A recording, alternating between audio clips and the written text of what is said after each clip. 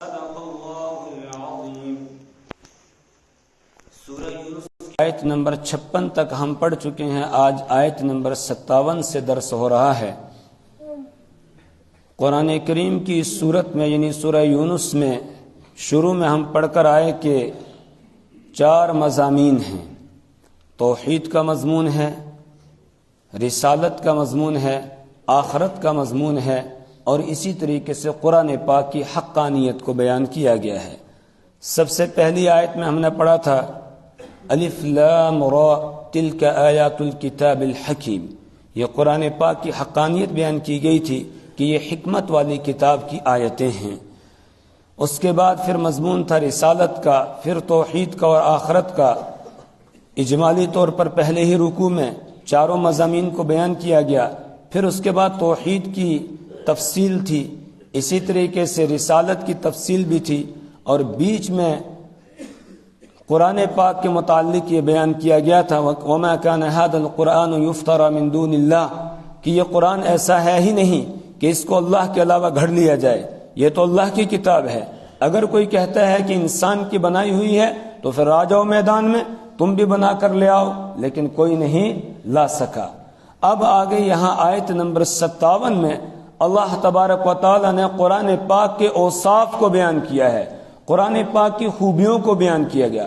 قرآن پاک کے اندر کیا چیز اللہ نے نازل کی ہے، کیا بتایا ہے، اس کو بیان کیا جا رہا ہے۔ قرآن کے اوصاف کو بیان کیا گیا۔ یا ایھا الناس، اے پوری دنیا کے انسانوں، قد جاءتکم موعظۃ من ربکم، قد جاءتکم موعظۃ من ربکم، تحقیق کے آ چکی تمہارے پاس موعظۃ من ربکم، تمہارے رب کی طرف سے ایک نصیحت، وشفاء لما فی الصدور، اور دل کی بیماریوں کے لیے شفا، وشفاء اور شفا ہے، لما فی الصدور اس چیز کے لیے جو دلوں میں ہے، وہدن اور یہ سرچشمہ ہدایت ہے، ورحمۃ للمؤمنین اور ایمان والوں کے لیے رحمت ہے۔ یہاں قرآن پاک کے 4 اوصاف بیان کیے گئے، لیکن جو خطاب ہے وہ ایمان والوں کو نہیں بلکہ پوری دنیا کے انسانوں کو خطاب ہے۔ یا ایھا الناس، اے پوری دنیا کے انسانوں۔ سب کو خطاب کیوں ہے؟ اس لیے کہ یہ قرآن پاک صرف مسلمانوں کی کتاب نہیں ہے، صرف ایمان والوں کی کتاب نہیں ہے، بلکہ یہ پوری دنیا کے انسانوں کے لیے نازل کی گئی ہے۔ سب کے لیے یہ کتاب ہدایت ہے، کوئی مشرق کا رہنے والا ہو، مغرب کا رہنے والا ہو، شمال کا ہو، جنوب کا ہو، کہیں کا رہنے والا ہو، ساری دنیا کے انسانوں کو خطاب ہے کہ اے یہودیوں، اے عیسائیوں، اے مشرکوں، یا اسی طریقے سے اے پارسیوں، اے مجوسیوں، سب کے سب جتنے انسان دنیا میں بسنے والے ہیں سب کو خطاب ہے، کیونکہ یہ کتاب سب کے لیے ہے اور اللہ کا یہ آخری پیغام ہے جو انسانوں کے نام ہے، تو اس لیے سارے انسانوں کو خطاب کر کے کہا گیا قد جاءتکم موعظۃ من ربکم، تحقیق کہ تمہارے پاس آ چکا ہے تمہارے رب کی طرف سے ایک نصیحت نامہ، ایک نصیحت آ گئی ہے۔ موعظۃ کے معنی آتے ہیں نصیحت، وعظ یعظ وعظا، اور موعظۃ اس کے معنی آتے ہیں نصیحت کرنا۔ اصل تو ہونا چاہیے تھا کہ یہ کتاب نصیحت کرنے والی ہے، لیکن اس میں فاعل کے بجائے مصدر کو یہاں رکھا گیا، اور اس میں فاعل کے بجائے جہاں مصدر کو رکھا جاتا ہے اس میں مبالغے کے معنی پیدا ہو جاتے ہیں، یعنی یہ کتاب سراپا جو ہے وہ نصیحت ہی نصیحت ہے۔ بس کوئی آدمی آئے اور آ کر اس سے نصیحت حاصل کرے، اور کوئی مشکل بھی نہیں ہے۔ سورہ قمر میں فرمایا وَلَقَدْ يَسَّرْنَا الْقُرْآنَ لِلذِّكْرِ فَهَلْ مِن مُدَّكِّرٍ، کیا وَلَقَدْ يَسَّرْنَا الْقُرْآنَ کہ یقیناً ہم نے قرآن کو آسان فرما دیا ہے، لِلذِّكْرِ نصیحت حاصل کرنے کے لیے، فَهَلْ مِن مُدَّكِّرٍ تو کیا کوئی ہے نصیحت حاصل کرنے والا، آئے اور آ کر اس کو پڑھے، اس کے دماغ کی کھڑکیاں کھلتی چلی جائیں گی اور اس کے دل کی بیماریاں بھی دور ہوتی چلی جائیں گی، اور اس کی زندگی کے اندر ایک تبدیلی آ جائے گی۔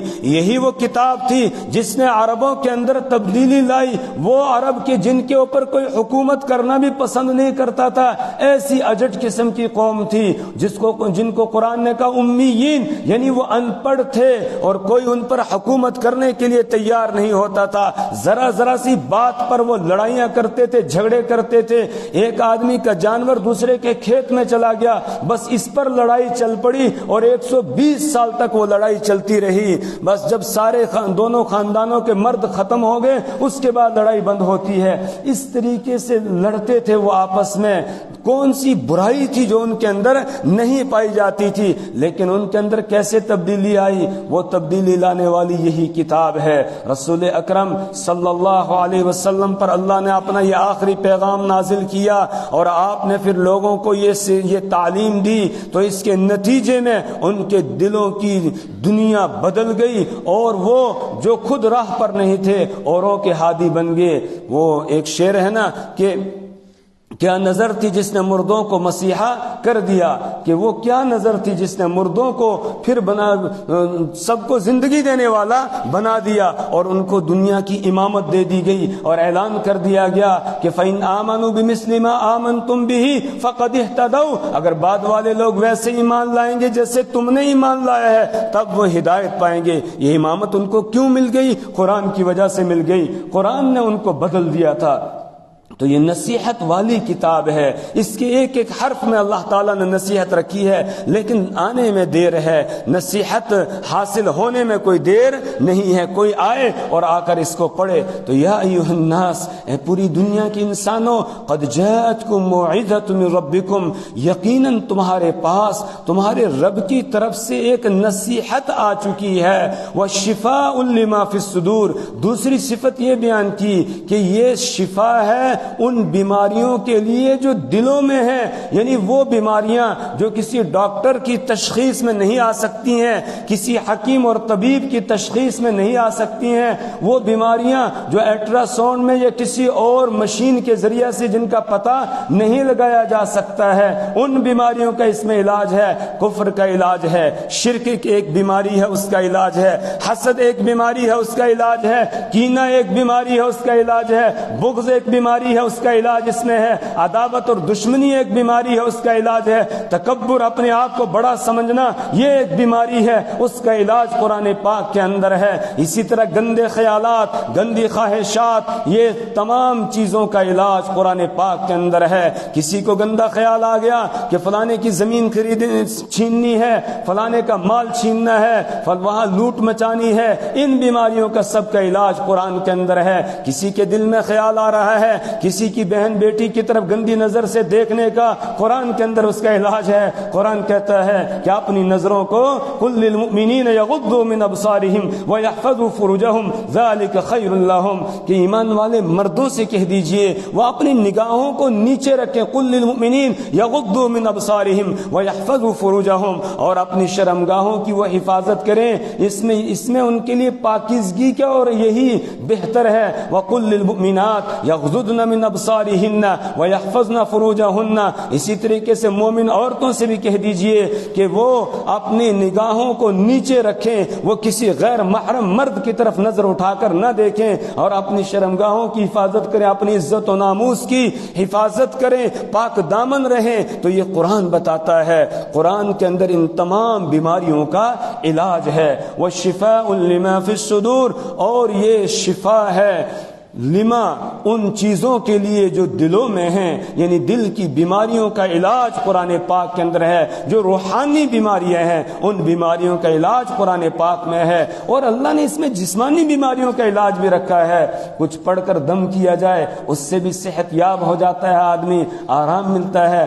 بخاری شریف کے اندر روایت ہے، حضرت ابو سعید خدری رضی اللہ تعالیٰ عنہ بیان فرماتے ہیں کہ ہم 30 لوگوں کو رسول پاک صلی اللہ علیہ وسلم نے کسی مہم پر بھیجا، ایک علاقے میں جا کر ہم نے پڑاؤ ڈالا، علاقے کے لوگ اکٹھے ہو گئے اور ہمیں وہاں رہنے نہیں دیا، بلکہ ہمیں وہاں سے نکال دیا، کہنے لگے یہ صابی ہیں، یہ نئے کوئی دین والے ہیں، ان کو نکالو یہاں سے، ان کو یہاں رہنے کی اجازت نہیں ہے۔ کہتے ہیں ہم وہاں سے نکل گئے اس بستی سے، اور باہر ہم نے جنگل کے قریب ڈیرا ڈال دیا، وہیں پر ہم نے پڑاؤ ڈالا۔ تب تک کیا ہوتا ہے کہ اس قبیلے کا جو بڑا سردار تھا، اس سردار کو کسی زہریلی چیز نے ڈس لیا، سانپ وغیرہ نے اس کو ڈس لیا، تو اب انہوں نے اپنی طرف سے جتنی کوشش ہو سکتی تھی، بخاری شریف میں ہے کہ ساری کوششیں انہوں نے کی، لیکن اس کو کچھ بھی فرق نہیں پڑ رہا تھا اور وہ چلا رہا تھا تکلیف کی وجہ سے۔ اب کسی نے کہا وہ جو کچھ لوگ یہاں آئے ہوئے تھے جن کو ہم نے بستی میں رہنے نہیں دیا، ذرا دیکھو ان کو ڈھونڈو، ان میں تو کوئی آدمی ایسا نہیں ہے کوئی جھاڑ پھونک کرنے والا ہو، اس کو لایا جائے۔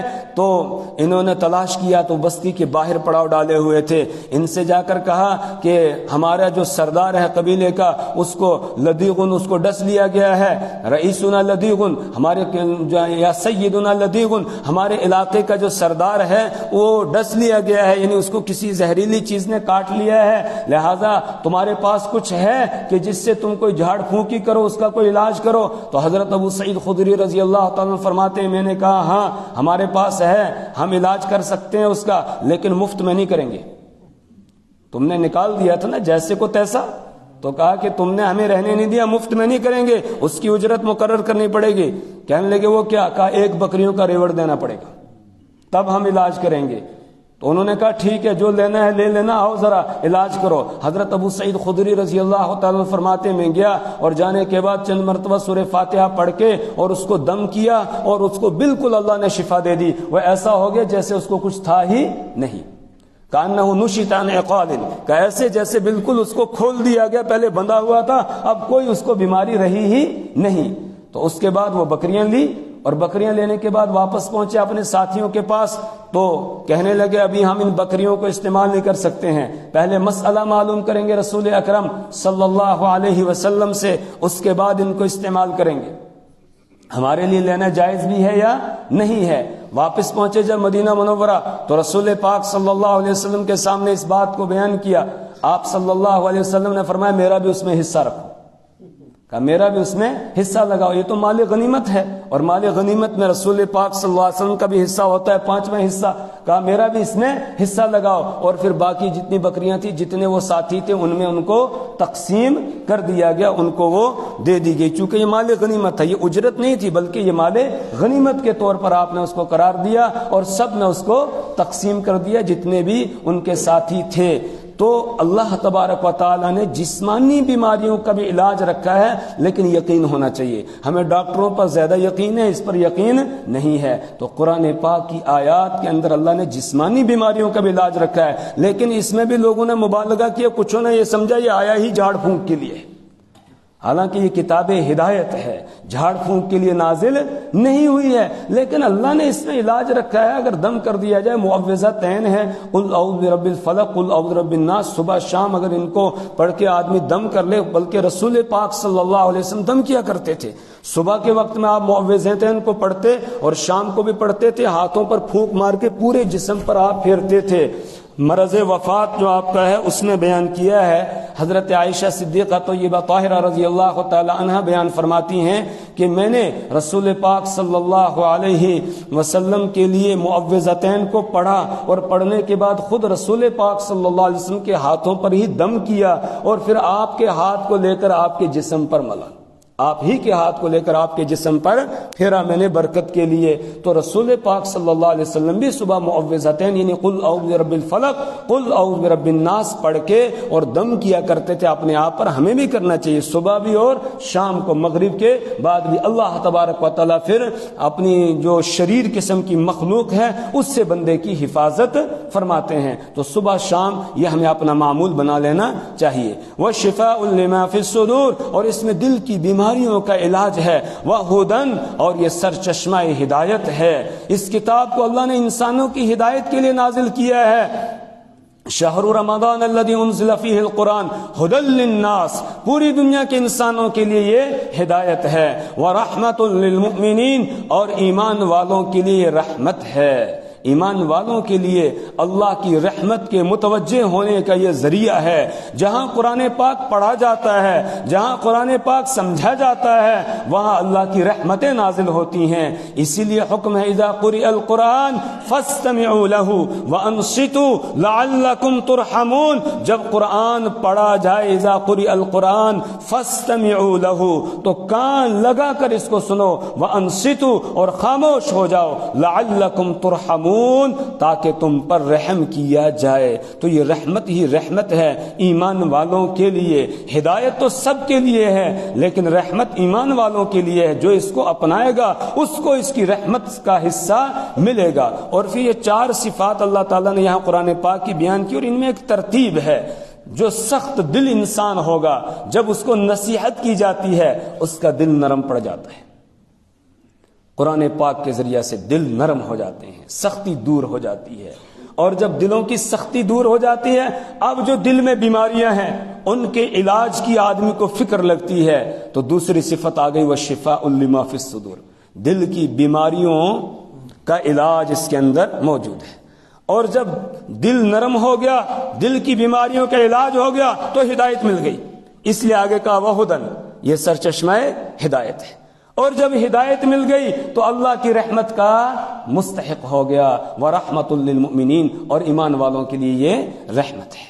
قل بفضل اللہ وبرحمتہ فبذلک فلیفرحوا. اب سوال پیدا ہوا، یہ نعمت قرآن پاک کی یہ ملے گی کیسے؟ کس کو ملے گی؟ کیا مال و دولت کے ذریعے سے اس کو حاصل کیا جا سکتا ہے؟ اگر مال و دولت کے ذریعے سے حاصل کیا جاتا پھر بڑے بڑے جو مالدار ہیں انہی کے پاس یہ نعمت ہوتی، پھر انہی کے بچے حافظ بنتے، پھر انہی کے بچے مفسر اور محدث بنتے. لیکن نہیں، یہ گوہر مال کے ذریعے سے نہیں حاصل کیا جا سکتا ہے. کیا اس کو ملے گی جو کسی عہدے پر ہوگا؟ کہا نہ، یہ نعمت عہدے والوں کو بھی نہیں ملے گی، ورنہ تو پھر جتنے عہدے دار ہیں سب کے پاس یہ نعمت ہوتی. یہ نعمت کیسے ملتی ہے؟ کہ بفضل اللہ، اللہ کے فضل سے، وبرحمتی، اور اس کی رحمت سے. اللہ کے فضل سے ملتی ہے، اللہ کی رحمت سے ملتی ہے. جس پر اللہ کا فضل ہوتا ہے اس کو یہ نعمت ملتی ہے، اس کو قرآن کی نعمت ملتی ہے، اس کو قرآن نصیب ہوتا ہے، اس کو قرآن پڑھنا نصیب ہوتا ہے، اس کو قرآن سمجھنا نصیب ہوتا ہے، اس پر قرآن کو اس کو قرآن پر عمل کرنا نصیب ہوتا ہے، اور اس کو پھر قرآن کو دوسروں تک پہنچانا نصیب ہوتا ہے جس پر اللہ کا فضل ہوتا ہے اور اللہ کی مہربانی ہوتی ہے. فبذلک فلیفرحوا، بس اسی پر چاہیے کہ وہ خوشی منائیں. فبذلک فلیفرحوا، اسی پر چاہیے کہ وہ خوشی منائیں. یعنی کسی کو قرآن کی نعمت مل جائے تو اسے چاہیے وہ اس پر خوشی کا اظہار کرے. اللہ نے اتنی نعمتیں ہمیں عطا کی ہیں، اگر کوئی شمار کرنا چاہے شمار نہیں کر سکتا ہے. وَإِن تَعُدُّوا نِعْمَةَ اللَّهِ لَا تُحْصُوهَا، لیکن تمام نعمتوں کے بارے میں یہ حکم ہے کہ ان پر اللہ کا شکر ادا کرو. لَإِن شَكَرْتُمْ لَأَزِيدَنَّكُمْ، اگر شکر ادا کرو گے میں اور دوں گا، تمہیں اور دوں گا. ان پر شکر ادا کرنے کے لیے کہا گیا، کسی نعمت پر بھی خوشی منانے کے لیے نہیں کہا گیا سوائے قرآن کی نعمت کے. میرے استاد محترم حضرت مفتی فیض الوحید صاحب نور اللہ مرقدہ فرماتے تھے، میرے ناقص مطالعے کے مطابق فرماتے تھے، کہتے تھے میرا ناقص، وہ ہمارے لیے کہتے تھے ناقص، ورنہ ان کو تو اللہ نے بہت علم عطا کیا تھا قرآن پاک کے اوپر، بڑی دسترس اللہ تعالیٰ نے ان کو حاصل کی تھی. ہم نے نہیں دیکھا اس طرح کا آدمی کہ جس کو قرآن کے اوپر اتنا عبور ہو. فرماتے تھے میرے مطالعے کے مطابق قرآن پاک میں کسی اور جگہ کسی اور نعمت پر خوشی منانے کے لیے نہیں کہا گیا ہے. ایک ہی نعمت ہے جس پر خوشی کا اظہار کرنے کے لیے کہا گیا کہ اس نعمت پر خوشی منائی جائے. فَبِذَلِكَ فَلْيَفْرَحُوا، اور یہاں حصر کے معنی ہے. اکثر یہاں طلبہ ہیں جو عربی زبان پڑھے ہوئے ہیں جانتے ہیں کہ اصل عبارت ہونی چاہیے تھی فَلْيَفْرَحُوا بِذَلِكَ، فَلْيَفْرَحُوا چاہیے کہ وہ خوش ہو جائیں اس پر، لیکن بِذَلِكَ جو لفظ بعد میں ہونا چاہیے تھا اس کو پہلے لایا ہے. اور عربی زبان کا قاعدہ یہ ہے کہ جس کو بعد میں آنا تھا جب اس کو پہلے لاتے ہیں تو اس میں حصر کے معنی پیدا ہو جاتے ہیں. حصر کے معنی جیسے ہم پڑھتے ہیں نا ایاک نعبد و ایاک نستعین، ہم تیری ہی عبادت کرتے ہیں، مطلب کسی اور کی نہیں کرتے ہیں. ہم تجھ ہی سے مدد مانگتے ہیں, مطلب کسی اور سے نہیں مانگتے ہیں. اسی طرح یہاں ہے فَبِذَلِكَ فَلْيَفْرَحُوا, تو اسی پر چاہیے کہ وہ خوشی منائے, وہ خوش ہو جائیں. یعنی اس کے علاوہ کوئی اور خوشی منانے والی چیز نہیں ہے. قرآن پاک کی دولت جس کو نصیب ہو جائے, اللہ ہم سب کو نصیب کرے. کیوں قرآن پاک کو اتنے اس پر خوشی منانے کا حکم کیوں دیا گیا؟ فرمایا ہوا خیر مما یجمعون, یہ اس سے بہتر ہے جس کو لوگ جمع کر رہے ہیں. یعنی جن چیزوں کے اکٹھا کرنے میں لوگ لگے ہوئے ہیں ان سے قرآن پاک یہ بہتر ہے. لوگ کیا اکٹھا کر رہے ہیں جی؟ روپیہ پیسہ ہیں, دھن دولت, اسی کے پیچھے لگے ہوئے ہیں. مکان اچھا ہو, دکان اچھی ہو, گاڑی اچھی ہو, فلاں چیز اچھی ہو, فلاں چیز اچھی ہو, ان چیزوں کے پیچھے لگے ہوئے ہیں. اللہ فرما رہے ہیں کہ نہیں, قرآن ان تمام چیزوں سے بہتر, کیونکہ وہ سب فنا ہو جانے والی, وہ سب یہیں رہ جانے والی ہیں, اور قرآن کی نعمت ساتھ جانے والی ہے. میرے استاذ محترم حضرت مفتی فیض الوحید صاحب نور اللہ مرقدہ نے بیماری کے وقت میں, جس وقت بیمار تھے, اس دن مجھے حکم دیا کہ آج آپ کو ختم قرآن اس مسجد میں ہو رہا تھا کہ آپ کو آج عظمت قرآن پر بیان کرنا ہے. حضرت قاری صاحب دامت برکاتہم بھی موجود تھے, اور ساتھ میں فرمایا کہ لوگوں کو یہ کہنا, لوگوں اپنے بچوں اور بچیوں کو حافظ قرآن بناؤ, یہی نعمت ساتھ جانے والی ہے, باقی سب کچھ یہیں رہ جائے گا. یہ وصیت انہوں نے کی گویا آخر میں, کہ لوگوں سے یہ کہہ دینا کہ اپنے بچوں اور بچیوں کو حافظ قرآن بناؤ, یہی نعمت ساتھ جانے والی ہے, باقی سب کچھ یہیں رہ جانے والا ہے. تو قرآن بھی کہہ رہا ہے ہوا خیر مما یجمعون, یہ نعمت بہتر ہے ان تمام چیزوں سے جن کو لوگ جمع کر رہے ہیں. ترجمہ دیکھ لیجئے, یا ایھا الناس, اے پوری دنیا کے انسانوں, قد جاءتکم موعظۃ, تحقیق کہ تمہارے پاس آ چکی ہے ایک نصیحت, من ربکم, تمہارے رب کی طرف سے, وشفاء, اور شفا ہے, لما فی الصدور, ان چیزوں کے لیے جو دلوں میں ہے, وہدن, اور یہ ہدایت ہے, ورحمت, اور رحمت ہے, للمؤمنین, ایمان والوں کے لیے. قل, آپ کہہ دیجئے, بفضل اللہ, اللہ تعالیٰ کے فضل سے, وبرحمتہ, اور اس کی رحمت سے. یا یہ ترجمہ, قل, آپ کہہ دیجئے, بفضل اللہ, اللہ کے فضل پر, وبرحمتہ, اور اس کی رحمت پر, فبذالک, بس اسی پر, یعنی جس پر اللہ کا فضل اور رحمت ہو جائے اسی پر, فلیفرحوا, انہیں چاہیے کہ وہ خوشی منائیں. ہوا خیر مما یجمعون, یہ بہتر ہے ان ساری چیزوں سے جن کو لوگ اکٹھا کر رہے ہیں, جمع کر رہے ہیں.